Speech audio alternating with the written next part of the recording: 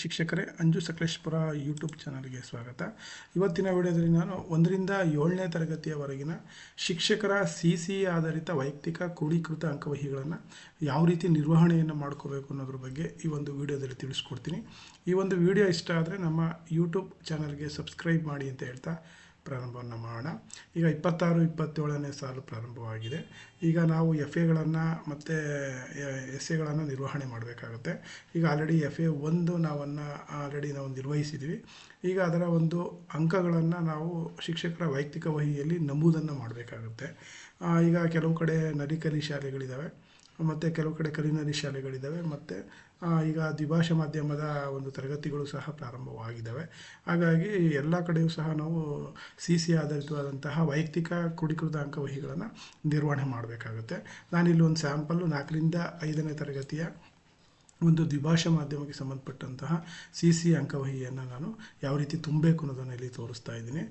ನೋಡಿ, ಇದೊಂದು ಮುಖಪುಟವನ್ನು ಮಾಡ್ಕೊಂಡಿದ್ದೀನಿ. ಇಲ್ಲಿ ಈ ಒಂದು 26-27ನೇ ಸಾಲಿನ ಒಂದು ಧ್ಯೇಯವಾಕ್ಯ ಏನಿದೆ ಅದನ್ನು ನಾನು ಇಲ್ಲಿ ಹಾಕ್ಕೊಂಡಿದ್ದೀನಿ, ತರಗತಿಯನ್ನು ಹಾಕ್ಕೊಂಡಿದ್ದೀನಿ ಮತ್ತು ಇಲ್ಲಿ ಈ ಒಂದು ವಹಿಯ ಹೆಸರನ್ನು ಹಾಕ್ಕೊಂಡಿದ್ದೀನಿ. ನಿಮ್ಮ ಶಾಲೆ, ತಾಲೂಕು, ಜಿಲ್ಲೆ ಹೆಸರು, ಶಿಕ್ಷಕರ ಹೆಸರನ್ನು ಸಹ ನೀವು ಹಾಕ್ಕೋಬೋದು. ಈಗ ನಾನಿಲ್ಲಿ ಒಂದು ಸಿರಿಗನ್ನಡ 4ನೇ ತರಗತಿಗೆ ಸಂಬಂಧಪಟ್ಟಂತಹ ಸಿರಿಗನ್ನಡ ಪ್ರಥಮ ಭಾಷೆಗೆ ಸಂಬಂಧಪಟ್ಟಂತಹ ಒಂದು ಶಿಕ್ಷಕರ ಅಂಕವಹಿಯನ್ನು ನಾನು ಇಲ್ಲಿ ತೋರಿಸ್ತಾ ಇದ್ದೀನಿ. ಇಲ್ಲಿ ವಿಷಯ ಶಿಕ್ಷಕರ ಹೆಸರನ್ನು ಬರ್ಕೊಳ್ತೀವಿ.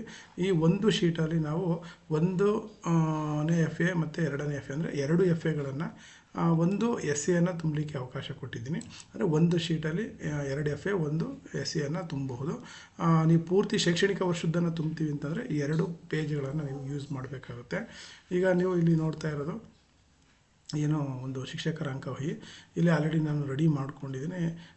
ನೀವು ಇದನ್ನು ಸಹ ಮಾದರಿಯಾಗಿ ನೀವು ಅದನ್ನು ಪರಿಗಣಿಸ್ಬೋದು.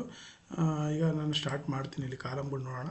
ಈಗ FA 1 ಇದೆ, 1ನೇ ರೂಪಣಾತ್ಮಕ ಮೌಲ್ಯಮಾಪನ ಮತ್ತು ಇಲ್ಲಿ ಕ್ರಮ ಸಂಖ್ಯೆ ಇದೆ ಮತ್ತು ಘಟಕಗಳಿದ್ದಾವೆ ಮತ್ತು ಇಲ್ಲಿ ಒಂದಷ್ಟು ಮಾಹಿತಿಯನ್ನು ಹಾಕ್ಕೊಂಡಿದ್ದೀನಿ ನಾನು. 1ನೇ ರೂಪಣಾತ್ಮಕ ಮೌಲ್ಯಮಾಪನಕ್ಕೆ ಸಂಬಂಧಪಟ್ಟಂತೆ ನೋಡಿ, ನಾವು ಏನೆಲ್ಲ ಚಟುವಟಿಕೆಗಳನ್ನ ನಿರ್ವಹಣೆ ಮಾಡಬೇಕು, ನಮ್ಮ ಏನು ಮೌಲ್ಯಾಂಕನ ಸುತ್ತೋಲೆ ಇದೆಯಲ್ಲ ಅದರಲ್ಲಿ ಕೊಟ್ಟಿರುವ ಈ ಒಂದು ಚಟುವಟಿಕೆಗಳಾಗಿರ್ತವೆ.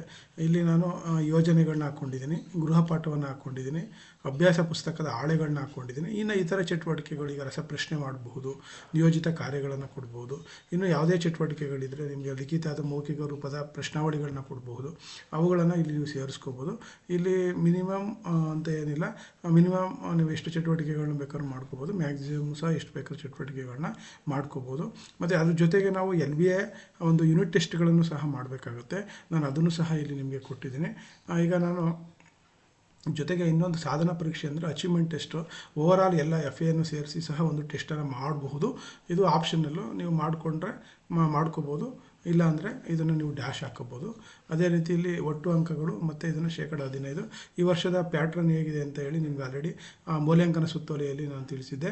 ಇಲ್ಲಿ ಏನು 1ರಿಂದ 5ನೇ ತರಗತಿಗಳಿಗೆ ಬಂದಾಗ ಪ್ಯಾಟ್ರನ್ ಹೇಗಿದೆ ಅಂತಂದರೆ, ಮೊದಲನೇ FA 15%, ಅದೇ ರೀತಿ 2ನೇ FA ಬಂದು 15%, ಅದೇ ರೀತಿ SA1 ಬಂದು 20%ಗೆ ನಾವು ಕನ್ವರ್ಷನ್ ಮಾಡ್ಕೊಳ್ತೀವಿ. ಟೋಟಲ್ 50. ಅದೇ ರೀತಿ 2ನೇ ಒಂದು ಸೆಮಿಸ್ಟರ್ ಇದೆ, ಅದು ಸಹ 15+15+20ಗೆ ನಾವು ಮಾಡ್ಕೊಳ್ತಾ ಹೋಗ್ತೀವಿ. ಈಗ ಒಂದನ್ನು ನಾನು ಸ್ಯಾಂಪಲ್ ಯಾವ ರೀತಿ ತುಂಬಬೇಕು ಅನ್ನೋದನ್ನು ನಾನು ನಿಮಗೆ ಇಲ್ಲಿ ತೋರಿಸ್ತೀನಿ. ಇಲ್ಲಿ ಪರ್ಸನ್, ಕ್ರಮ ಸಂಖ್ಯೆಯನ್ನು, ವಿದ್ಯಾರ್ಥಿಗಳ ಹೆಸರನ್ನು ನೀವು ಇಲ್ಲಿ ಬರ್ಕೊಳ್ತೀರ.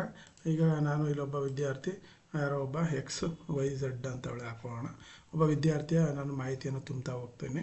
ಈಗ ಇಲ್ಲಿ ನಾವು ಯೋಜನೆಗೆ ಬಂದಾಗ ಹೇಗೆ ತುಂಬಬೇಕಪ್ಪ ಅಂತಂದರೆ, ಈಗ ಯೋಜನೆ, ಈಗ ಎಷ್ಟು ಪಾಠಗಳಿದ್ದಾವೆ ಇಲ್ಲಿ ನೀವು ನೋಡ್ಬೋದು. ಈ ಒಂದು FA 1ಗೆ ಬಂದಾಗ 2 ಪಾಠಗಳಿದ್ದಾವೆ. 2 ಪಾಠಗಳಿಂದ ಸೇರಿಸಿ ನೀವು ಏನು ಮಾಡ್ಬೋದು, ಒಂದು ಯೋಜನೆ ಕೊಡಬಹುದು ಅಥವಾ ಪ್ರತಿ ಪಾಠಕ್ಕೂ ಸಹ ಒಂದು ಯೋಜನೆಯನ್ನು ಕೊಡಬಹುದು. ಈಗ ನಾವು ಫಸ್ಟು ಅಂಕಗಳನ್ನು ನಿಗದಿ ಮಾಡ್ಕೋಬೇಕು. ಈಗ ಯೋಜನೆಗೆ ಬಂದಾಗ ನೀವು ಎಷ್ಟು ಅಂಕಗಳನ್ನು ನಿಗದಿ ಮಾಡ್ಕೋತೀರಾ, ಇಲ್ಲಿ 10 ಅಂಕಗಳಿಗೆ, ಅಂದರೆ ಮೊದಲನೇ ಒಂದು ಪಾಠಕ್ಕೆ 5 ಅಂಕ, ನಂತರ ಇನ್ನೊಂದು ಪಾಠಕ್ಕೆ 5 ಅಂಕ, ಅಲ್ಲಿಗೆ 10 ಅಂಕಗಳನ್ನು ನಿಗದಿ ಮಾಡ್ಕೊಂಡಿದ್ದೀನಿ. ಅದೇ ರೀತಿ ಗೃಹಪಾಠಕ್ಕೆ ಬಂದಾಗ ನೀವು ಓವರಾಲು ಆ 2 ಪಾಠಗಳಿಂದ ಸೇರಿಸಿ ಎಷ್ಟು ಹೋಮ್ವರ್ಕ್ಗಳನ್ನ ಕೊಟ್ಟಿದ್ದೀರಾ, ಒಂದು ಹೋಮ್ವರ್ಕಿಗೆ ಎಷ್ಟು ಮಾರ್ಕ್ಸ್, ನನಗೆ ನೀವು 2 ಹೋಮ್ವರ್ಕ್ಗಳನ್ನ ಕೊಟ್ಟಿದ್ರೆ 2 ಹೋಮ್ವರ್ಕಿನಿಂದ 10 ಮಾರ್ಕ್ಸನ್ನು ನೀವು ನಿಗದಿಯನ್ನು ಮಾಡ್ಕೋಬೋದು. ಅದೇ ರೀತಿ ಅಭ್ಯಾಸ ಪುಸ್ತಕದ ಹಾಳೆಗಳನ್ನು ನೀವೇನಾದರೂ ಮಾಡಿಸೋದಿತ್ತು ಅಂದರೆ ಹಾಕ್ಕೋಬೋದು ಅಂಕಗಳನ್ನ. ಇಲ್ಲ ನಾನು ಮಾಡಿಸ್ತಾ ಇಲ್ಲ, ಎರಡೇ ಚಟುವಟಿಕೆ ಮಾಡಿಸ್ತಿರೋದು ಅಂತಂದರೆ ನೀವೇನು ಮಾಡ್ಬೋದು, ಅದನ್ನು ಡ್ಯಾಶ್ ಹಾಕ್ಕೋಬೋದು. ಅದೇ ರೀತಿಯಲ್ಲಿ ಇತರ ಚಟುವಟಿಕೆ ಯಾವುದೋ ಒಂದು ರಸಪ್ರಶ್ನೆ ಮಾಡಿದ್ದೀನಿ ಅಂತಂದರೆ ಅದನ್ನು 5 ಅಂಕಗಳಿಗೆ ನಾನು ನಿಗದಿ ಮಾಡ್ಕೊಳ್ತೀನಿ ಅಂದರೆ 5 ಅಂಕಗಳನ್ನು ಹಾಕ್ಕೋಬೋದು. ಯಾವುದು ಅನ್ವಯಿಸಲ್ಲ ಅದನ್ನು ನೀವೇನು ಮಾಡಿ ಡ್ಯಾಶನ್ನು ಹಾಕ್ಕೊಳ್ಳಿ. ಈಗ XYZ ಸ್ಟೂಡೆಂಟ್ ಹತ್ರ ಬರ್ತೀನಿ ನಾನೀಗ. ಈಗ ಯೋಜನೆಯನ್ನು ಕೊಟ್ಟಿದ್ದೀರಾ 2 ಪಾಠದಿಂದ ಸೇರಿಸಿ, ಅಥವಾ ಇಂಡಿವಿಜುವಲ್ ಒಂದೊಂದು ಪಾಠಕ್ಕೂ ಒಂದೊಂದು ಯೋಜನೆ ಕೊಟ್ಟಿದ್ದೀರಾ. ಆಗ ಅದನ್ನು ನೀವು ಮೌಲ್ಯಮಾಪನ ಮಾಡಿದ ನಂತರ ಆ ಯೋಜನೆಗೆ ಎಷ್ಟು ಅಂಕಗಳು ಬಂತು ಅನ್ನೋದನ್ನು ನೀವು ಇಲ್ಲಿ ಹಾಕ್ಕೋಬೋದು. ಈಗ 8 ಅಂಕಗಳನ್ನು ಕೊಟ್ಟರೆ ನೀವು 8 ಅಂಕ ಅಂತೇಳಿ ನಮೂದು ಮಾಡ್ಕೊಳ್ತೀರಾ. ಆ ಗೃಹಪಾಠ 2 ಗೃಹಪಾಠಗಳನ್ನು ಮುಗಿಸ್ಕೊಂಡು ಬಂದಿದ್ದಾನೆ ಅಂದರೆ 10 ಅಂಕಗಳನ್ನು ಕೊಡ್ತೀರಾ. ಇದು ಇಲ್ಲ, ಅನ್ವಯಿಸೋದಿಲ್ಲ, ಡ್ಯಾಶನ್ನು ಹಾಕ್ಕೊಳ್ತೀನಿ. ಅದೇ ರೀತಿ ಇತರ ಚಟುವಟಿಕೆಗಳಿಗೆ ಕ್ವಿಝನ್ನು ಮಾಡಿದಾಗ ಆತ 5 ಅಂಕಗಳನ್ನು ಗಳಿಸಿದ್ದಾನೆ, ಅದನ್ನು 5 ಅಂಕಗಳನ್ನು ನಾನು ಇಲ್ಲಿ ಹಾಕ್ಕೊಳ್ತಾ ಇದ್ದೀನಿ. ಅದೇ ರೀತಿಯಲ್ಲಿ ಈಗ ನೀವು ಮೊದಲನೇ ಪಾಠ ಇದೆ, ಒಂದು ಪದ್ಯ ಮತ್ತು ಒಂದು ಪಾಠಕ್ಕೆ ಅಂತೇಳಿ. ಈಗ ಲ್ಯಾಂಗ್ವೇಜಸ್ಗೆ ಬಂದಾಗ ಒಂದು ಪಾಠ ಮತ್ತು ಒಂದು ಪದ್ಯವನ್ನು ತಗೊಂಡು ನೀವು 15 ಅಂಕಗಳಿಗೆ ನಾವು ಏನು ಮಾಡಬೇಕಾಗುತ್ತೆ, ಒಂದು ರಿಟರ್ನ್ ಎಕ್ಸಾಮ್ ಅಂದರೆ LBAನ ಯೂನಿಟ್ ಟೆಸ್ಟನ್ನು ಮಾಡಬೇಕಾಗುತ್ತೆ. ಇಲ್ಲಿ 15 ಅಂಕಗಳಿಗೆ ಆ ವಿದ್ಯಾರ್ಥಿ ಆ ರಿಟರ್ನ್ ಟೆಸ್ಟಲ್ಲಿ ಎಷ್ಟು ಅಂಕಗಳನ್ನ ತೆಗೆದುಕೊಂಡ ಅನ್ನೋದನ್ನು ನೀವು ಇಲ್ಲಿ ಎಂಟ್ರಿಯನ್ನು ಮಾಡಬೇಕಾಗುತ್ತೆ. ಈಗ 10 ಅಂಕಗಳನ್ನ ತೆಗೆದುಕೊಂಡ 10 ಅಂಕಗಳು. ಅದೇ ರೀತಿ ಇನ್ನೊಂದು ಪಾಠ ಉಳ್ಕೊಂಡಿದೆ, ಇದರಲ್ಲೂ ಸಹ 15 ಅಂಕಕ್ಕೆ ಪರೀಕ್ಷೆ ಮಾಡಿದರೆ ಅದರಲ್ಲೂ ಸಹ ವಿದ್ಯಾರ್ಥಿ 10 ಅಂಕಗಳನ್ನ ತೆಗೆದುಕೊಂಡಿದ್ದಾನೆ. ಅಲ್ಲಿಗೆ ಅಂಕಗಳನ್ನ ಎಂಟ್ರಿ ಮಾಡಿದ್ದೀವಿ. ಈಗ ನೀವು ಏನಾದರೂ ಅಚೀವ್ಮೆಂಟ್ ಟೆಸ್ಟ್, ಈಗ ಓವರಾಲ್ ಎಲ್ಲ ಎಷ್ಟು ಪಾಠ 3 ಪಾಠ ಬರುತ್ತೆ, ಆ 3 ಪಾಠಗಳನ್ನು ಸೇರಿಸಿ ಏನಾದರೂ ನೀವು ಒಂದು ಕನ್ಸಾಲಿಡೇಟೆಡ್ ಟೆಸ್ಟ್ ಮಾಡಿದ್ದೀವಿ, ಅಚೀವ್ಮೆಂಟ್ ಟೆಸ್ಟ್ ಮಾಡಿದ್ದೀವಿ ಅಂದರೆ ಅದನ್ನು ಸಹ ಹಾಕ್ಕೋಬೋದು.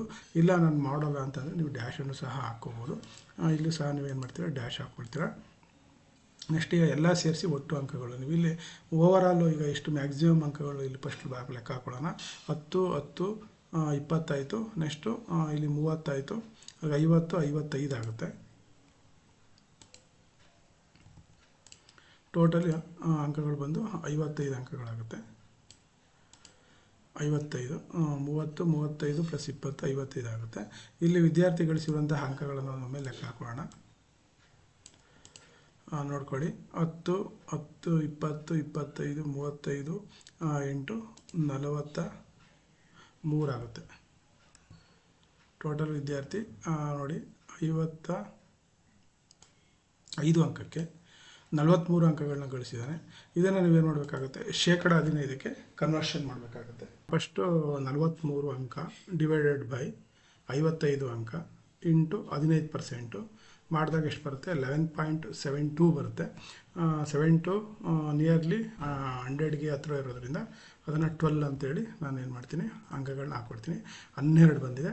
ಇದಕ್ಕೆ ಸಂಬಂಧಪಟ್ಟಂತಹ ಗ್ರೇಡು ಯಾವುದು ಬರುತ್ತೆ ಅದನ್ನು ನೀವೇನು ಮಾಡಬೇಕಾಗುತ್ತೆ, ಇಲ್ಲಿ ಮೆನ್ಷನ್ ಮಾಡಬೇಕಾಗುತ್ತೆ. ನೋಡ್ಕೊಳ್ಳಿ ಗ್ರೇಡ್ ಯಾವ್ದು ಬರುತ್ತೆ. ನಾನು ಸುಮ್ಮನೆ ಹಾಕ್ಕೊಂಡಿದ್ದೀನಿ.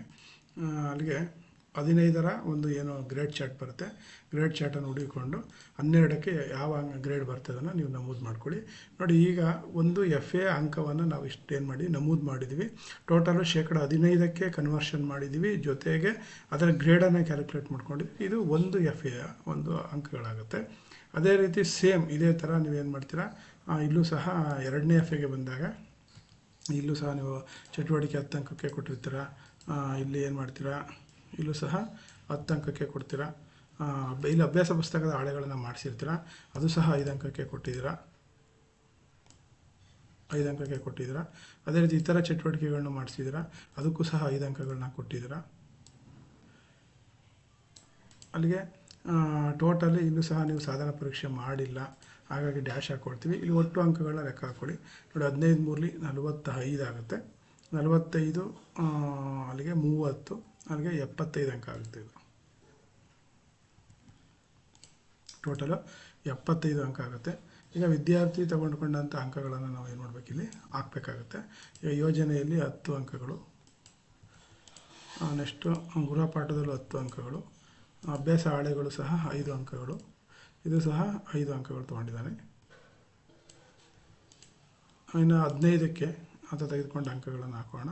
15ಕ್ಕೆ 15, ಇದರಲ್ಲಿ 10 ಅಂಕಗಳು, ಇದರಲ್ಲಿ 15 ಅಂಕಗಳು ಹಾಕೊಂಡು ತೊಗೊಂಡಿದ್ದಾನೆ. ಈಗ ಟೋಟಲ್ ಮಾಡೋಣ. 10 20 30 30 ಇನ್ನು 40, ಅಲ್ಲಿಗೆ 70 ಅಂಕಗಳಾಗುತ್ತೆ. ಇದನ್ನು ಡ್ಯಾಶ್ ಹಾಕ್ಕೊಳ್ಳಿ.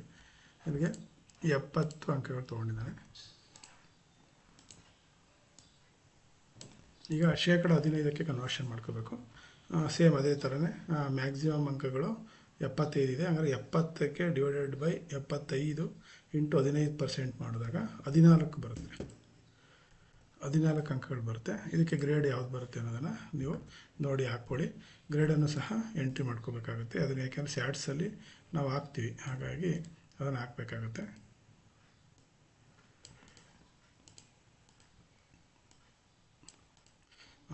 ಈಗ ಇಷ್ಟು 2 FAಗಳ ಅಂಕಗಳಾಯಿತು. ಈಗ SA1ಗೆ ಬರೋಣ. SA1ಗಿಂತ ಮುಂಚೆ ಏನು ಮಾಡಬೇಕಪ್ಪ ಅಂದರೆ ನೀವು ಈ 2ರ ಅಂಕಗಳನ್ನು ಕ್ರೋಢೀಕರಣ ಮಾಡಬೇಕು. FA1 15 ಅಂಕಗಳು, FA2 2 ಅಂಕಗಳಿಗೆ 15 15 ಪ್ಲಸ್ 30 ಆಗುತ್ತೆ. ಇಲ್ಲಿ ಎಷ್ಟಾಗುತ್ತೆ ನೋಡ್ಕೊಳ್ಳಿ. ಇಲ್ಲಿ 12 ಬಂದಿದೆ, ಇಲ್ಲಿ 12 ಇದೆ, ಪ್ಲಸ್ ಇಲ್ಲಿ 14 ಇದೆ, ಅಲ್ಲಿಗೆ ಎಷ್ಟಾಗುತ್ತೆ 26 ಆಗುತ್ತೆ. ಟೋಟಲಿ 26 ಆಗುತ್ತೆ. 26 ಅಂಕಗಳನ್ನ ಹಾಕೋಣ. ಅಲ್ಲಿಗೆ ಈಗ ನಾವು ಏನು ಮಾಡ್ತೀವಿ, SA1 ಎಕ್ಸಾಮ್ಗೆ ಬಂದಾಗ ನಾವು ಲಿಖಿತ 40, ಮೌಖಿಕ 10, 50 ಅಂಕಗಳಿಗೆ ಪರೀಕ್ಷೆ ಮಾಡ್ತೀವಿ. ಅಲ್ಲಿಗೆ 50 ಅಂಕಗಳಿಗೆ ಆತ ಎಷ್ಟು ತೊಗೊಂಡಿದ್ದಾನೆ, 45 ಅಂಕಗಳನ್ನ ತೆಗೆದುಕೊಂಡಿದ್ದಾನೆ ಅಂತ ಅಂದ್ಕೊಳ್ಳೋಣ. ಈಗ ನಾವು ಏನು ಮಾಡಬೇಕು, ಈ 45 ಅಂಕಗಳೇನಿದೆ, ಈ 45 ಅಂಕಗಳನ್ನು ನಾವು 20% ಕನ್ವರ್ಷನ್ ಮಾಡಬೇಕು. 45 ಡಿವೈಡೆಡ್ ಬೈ 50 ಇಂಟು 20 ಮಾಡಿದ್ರೆ 18 ಅಂಕ ಬರುತ್ತೆ. 20ಕ್ಕೆ ಕನ್ವರ್ಷನ್ ಮಾಡಿದಾಗ 18 ಅಂಕ ಬರುತ್ತೆ. ಈಗ ನೆಕ್ಸ್ಟ್ ಈ 18ರ ಗ್ರೇಡನ್ನು ಹಾಕಬೇಕು. ಅಂದರೆ 20ರ ಸ್ಕೇಲ್ ಏನಿದೆ ಅದರಲ್ಲಿ ನೋಡಿಕೊಂಡು ನೀವು ಏನು ಮಾಡಬೇಕಾಗುತ್ತೆ, 18ರ ಗ್ರೇಡನ್ನು ಸಹ ಎಂಟ್ರಿ ಮಾಡ್ಕೋಬೇಕು. ಏನು ಬರುತ್ತೆ ಸರ್, ಸುಮ್ಮನೆ ಹಾಕಿರೋದು ಚೆಕ್ ಮಾಡ್ಕೊಳ್ಳಿ ಒಂದ್ಸಲಿ. ಅದಾದಮೇಲೆ ಏನು ಮಾಡಬೇಕು ಅಂದರೆ ನೀವು ಈ 50ನ ಲೆಕ್ಕ ಹಾಕಬೇಕು. 50 ಹೇಗೆ ಅಂತಂದರೆ FA 30 ಮತ್ತು SA 20. ಅಲ್ಲಿಗೆ ಇಲ್ಲಿ ಇದು 26 ಇದೆ, ಇದು 26 ಪ್ಲಸ್ ಈ ಒಂದು 20%ರ 18 ಇದೆ, ಅಲ್ಲಿಗೆ 44 ಆಗುತ್ತೆ. ಇದು ಬಂದು 50ರ ಅಂಕಗಳು. 50ಕ್ಕೆ ಲೆಕ್ಕ ಹಾಕ್ಕೊಳ್ತೀರಾ. ಜೊತೆಗೆ ಈ 50ಕ್ಕೆ 44 ತೊಗೊಂಡಿದ್ದಾನೆ, ಅಲ್ಲಿಗೆ 44 ಗ್ರೇಡ್. ಅಂದರೆ 50ರ ಚಾರ್ಟ್ ಯೂಸ್ ಮಾಡಿ ನೀವು ಗ್ರೇಡನ್ನು ಹಾಕ್ಕೋಬೇಕಾಗುತ್ತೆ. ನೋಡಿ, ಈ ಥರ ಗ್ರೇಡ್ಗಳನ್ನು ಹಾಕ್ಕೋಬೇಕಾಗುತ್ತೆ. ಇಲ್ಲಿಗೆ ನಿಮಗೆ ಎಷ್ಟು ಗ್ರೇಡ್ ಸಿಗುತ್ತೆ, ಒಂದು 15% FA1 ಗ್ರೇಡು, 15% FA2 ಗ್ರೇಡ್ ಸಿಗುತ್ತೆ. ಅದೇ ರೀತಿ 20ರ ಗ್ರೇಡು SAಗೆ ಏನಾದರೂ ಸ್ಯಾಟ್ಸಲ್ಲಿ ಎಂಟ್ರಿ ಮಾಡ್ತೀವಿ ಅಂದರೆ 20ರ ಗ್ರೇಡು ಸಹ ಬೇಕು. ಮತ್ತು ಅದ್ರ ಜೊತೆಗೆ ನೀವು ಕನ್ಸಾಲಿಡೇಟರ್ಗೆ ಹಾಕೊಳ್ಳಿಕ್ಕೆ ನಿಮಗೆ 50ರ ಗ್ರೇಡು ಬೇಕು. ಒಟ್ಟು 4 ಥರ ಗ್ರೇಡ್ಗಳನ್ನು ಕಂಡುಹಿಡ್ಕೋಬೇಕು. ಇದೇ ರೀತಿಯಲ್ಲಿ ನೀವು ಎಲ್ಲ ಸ್ಟೂಡೆಂಟ್ಸ್ಗಳನ್ನು ನೀವೇನು ಮಾಡಬೇಕು, ಬರ್ಕೊಂಡು ಈ ರೀತಿ ಕಂಡುಹಿಡಿತಾ ಹೋಗಬೇಕಾಗುತ್ತೆ. ಇದಾದ ಮೇಲೆ ನೀವು ನೆಕ್ಸ್ಟ್ ಏನು ಮಾಡ್ತಾ ಹೋಗ್ತೀರಾ, FA3 ಮಾಡ್ಕೊಳ್ತೀರಾ, FA4 ಮಾಡ್ಕೊಳ್ತೀರಾ, ಅದೇ ರೀತಿ SA2 ಮಾಡ್ಕೊಳ್ತೀರಾ. ಇಲ್ಲೂ ಸಹ 50ರದ್ದು ಕಂಡುಹಿಡ್ತೀವಿ. ಎರಡನ್ನು ಕೂಡೋಂಥದ್ದು ಎಲ್ಲೂ ಸಹ ಬರಲ್ಲ ಅಂತ ಅಂದ್ಕೊಂಡಿದ್ದೀನಿ. ಹಾಗಾಗಿ ಕ್ರೋಢೀಕೃತ ಅಂಕವಹಿಲಿ 100% ಮಾಡಿಕೊಂಡು ನೀವೇನು ಮಾಡಬೇಕಾಗುತ್ತೆ, ಫಲಿತಾಂಶ ಘೋಷಣೆ ಮಾಡಬೇಕಾಗುತ್ತೆ. ಹಾಗಾಗಿ ಇಷ್ಟು ಅಂಕಗಳನ್ನು ನೀವು ಕೊಟ್ಟರೆ ಸಾಕಾಗುತ್ತೆ. ಇದು ಒಂದು ವಿಷಯದ ಬಗ್ಗೆ. ಅದೇ ರೀತಿ ನೀವು ಇಂಗ್ಲೀಷಲ್ಲೂ ಸೇಮ್ ಇದೇ ರೀತಿಯಲ್ಲೇ ಬರುತ್ತೆ. ಅಲ್ಲೂ ಸಹ ಒಂದು ಪಾಠ ಒಂದು ಪದ್ಯವನ್ನು ಕ್ಲಬ್ ಮಾಡ್ಕೊಳ್ತೀವಿ. ಅಂದರೆ ಆ ಒಂದು ಎಷ್ಟು ರೂಪಣಾತ್ಮಕಕ್ಕೆ ಎಷ್ಟು ಪಾಠಗಳು ನಿಗದಿ ಆಗುತ್ತೆ ಆ ಪಾಠಗಳಲ್ಲಿ ಒಂದು ಪಾಠ ಒಂದು ಪದ್ಯ ಕ್ಲಬ್ ಮಾಡ್ಕೊಳ್ತೀವಿ. ಇಂಡಿವಿಜುವಲ್ ಯಾವುದಾದ್ರು ಒಂದು ಪಾಠ ಒಂದೇ ಪಾಠ ಉಳಿತು ಅಂದರೆ ಅದನ್ನು ಹಾಗೆ ಇಂಡಿವಿಜುವಲ್ ಆಗಿ ಕನ್ಸಿಡರ್ ಮಾಡಬೇಕಾಗುತ್ತೆ. ಇನ್ನು ಗಣಿತ ಮತ್ತು ಪರಿಸರ ಅಧ್ಯಯನಕ್ಕೆ ಬಂದಾಗ ಅವುಗಳನ್ನು ನಾವು ನೋಡಿ, ಇಲ್ಲಿ ಯೂನಿಟ್ ಟೆಸ್ಟ್ಗಳಿಗೆ ಸಪ್ರೇಟ್ ಪ್ರತಿ ಪಾಠಕ್ಕೂ ನಾವು ಯೂನಿಟ್ ಟೆಸ್ಟ್ಗಳನ್ನು ಮಾಡಬೇಕಾಗುತ್ತೆ. ಈ ರೀತಿಯಲ್ಲಿ ನೀವೇನು ಮಾಡಿ, ಶಿಕ್ಷಕರ ಅಂಕವಹಿಯನ್ನು ನಮೂದು ಮಾಡ್ಕೊಳ್ಳಿ. ಈ PDF ಆಲ್ರೆಡಿ ನಿಮಗೆ ಗ್ರೂಪ್ಗಳಲ್ಲಿ ಸಿಗ್ತಾ ಇದೆ, ಹಾಗಾಗಿ ಉಪಯೋಗಿಸ್ಕೊಳ್ಳಿ. ಇಲ್ಲಾಂದರೆ ನಿಮ್ಮದೇ ಆದಂತಹ ಒಂದು ಅಂಕವಹಿಯನ್ನು ತಯಾರಿಸ್ಕೊಳ್ಳಿ. ಇದು ಜಸ್ಟ್ ನಿಮ್ಮ ಒಂದು ಮಾದರಿಗಾಗಿ. ಧನ್ಯವಾದ.